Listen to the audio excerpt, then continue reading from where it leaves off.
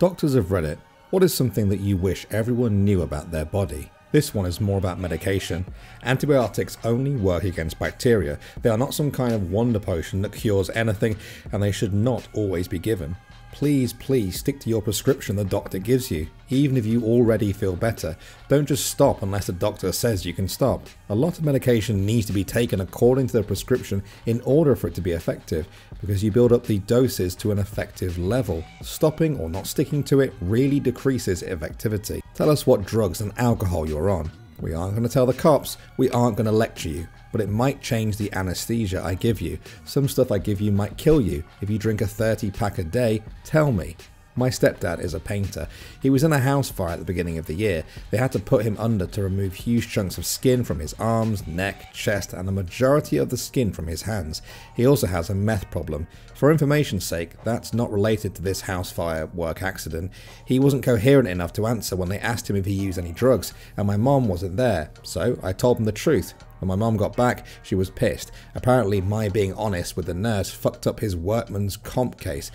Me, I'm sorry, I didn't want him to potentially die from an interaction with an anesthetic. Ejaculating blood happens to most people at least once in their life, and in 99% of cases it resolves without taking any action within a week. It doesn't even warrant a doctor visit.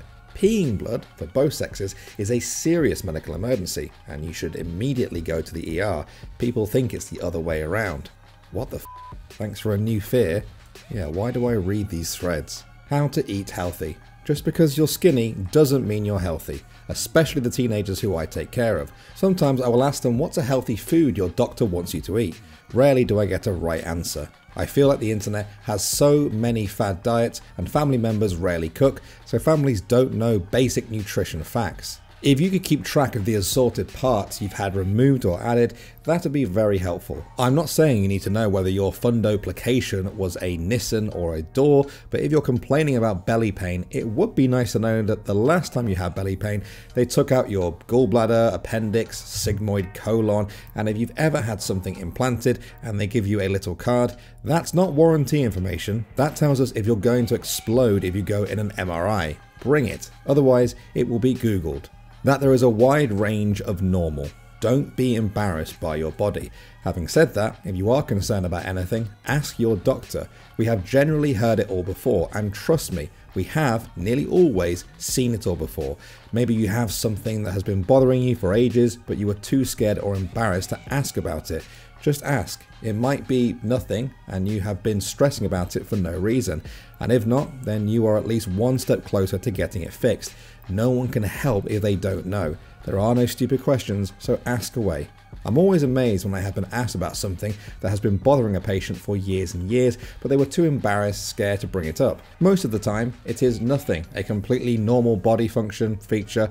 Other times, it is something that should have been discussed right away. You know your body best, so speak up. Don't wait for the doctor to ask the right question. Some people seem to think that if you act healthy for a bit, it'll make up for being a wreck. There are so many things wrong with this. Just one example, antioxidants are like gas for your car. You can store up a certain amount of vitamins, but your tank can only hold so much. If you binge and overflow your tank, it doesn't do anything. You excrete it out as waste, and you can't expect to go the next several months without gas just because you tried to overload it before. You're going to still need to get gas. Same goes for your fruits and veggies. Had someone tell me he went vegetarian for a few weeks, which meant he was done for the year. He was dead serious. Had a patient at risk for heart failure try to insist that if she stayed away from salt entirely for X days, weeks, she should be able to have her fill of McDonald's fries and ramen. Had a smoker argue that if he stopped for some time, he should be able to smoke freely for a while. With some digging, stopping turned out to mean a couple less cigarettes a day. I think there are a lot of obvious ones, like how lifestyle choices in your 20s impact your health and quality of life in your 40s. It would help if more patients knew their family history, though not everyone has this opportunity, unfortunately. Prevention is becoming more and more important in medicine, and treating a disease in its early stages is a lot better than catching it late. If you have family members who had ovarian or colon cancer in their 30s, that is very significant for your own risk. The screening and tests we run might change depending. If you want to start the pill, it's important to know about breast cancer, DVTs, clotting disorders in the family. If you're a bit overweight and have no metabolic syndrome problems in the family, compared to a bit overweight but both your parents have type 2 diabetes and cardiovascular disease, the management priorities change. Asking your family about any recurring diseases or diseases that occurred early, 20s, 30s, maybe 40s, can be helpful. There are certain common conditions that are underdiagnosed but easily fixed. Even if you have non-specific symptoms, it doesn't hurt to tell your doctor during the next visit. About 5% of US adults have an iron deficiency, which can cause loss of concentration and fatigue, and a huge amount are vitamin D deficient.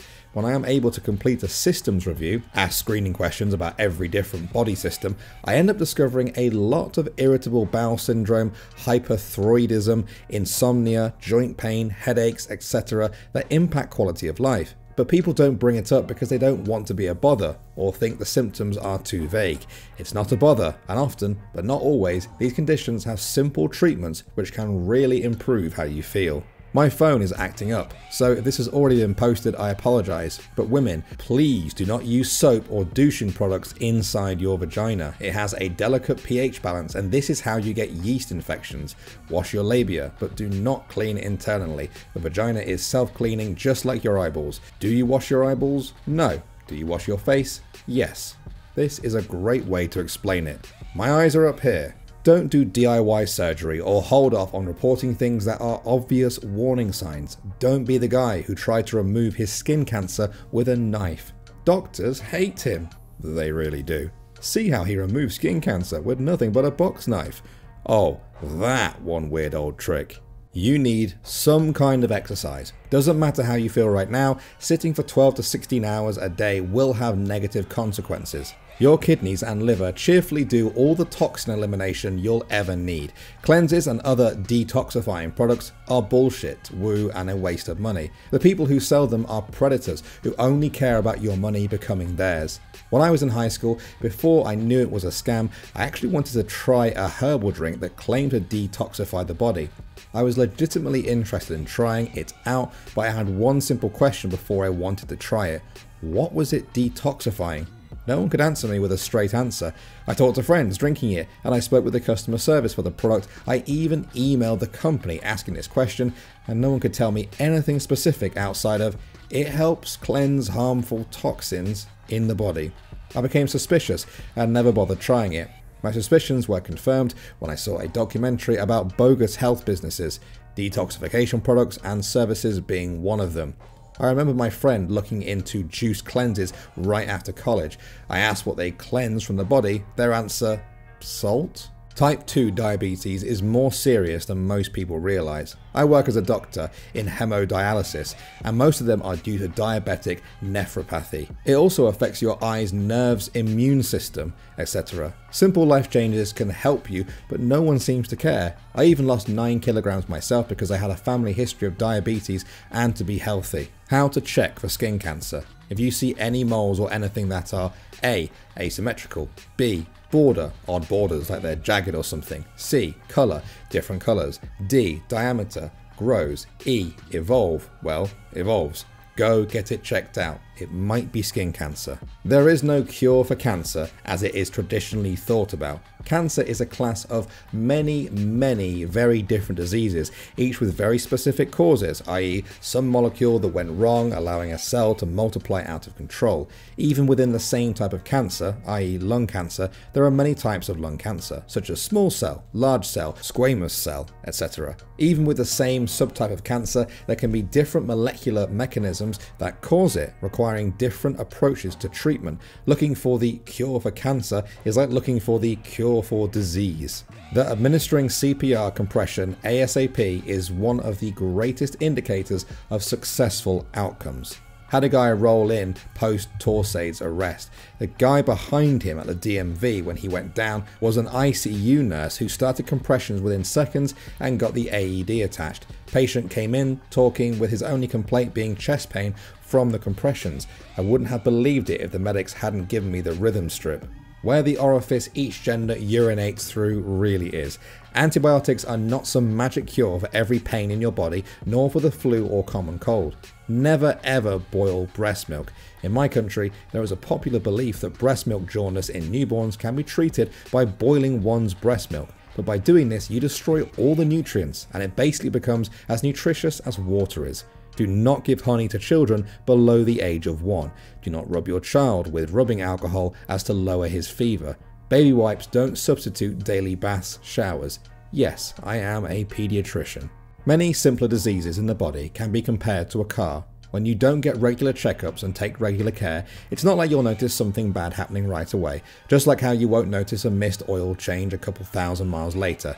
But diseases like diabetes, high blood pressure, alcohol dependence, etc., they all sneak up on you, just like how eventually that engine won't run as smooth.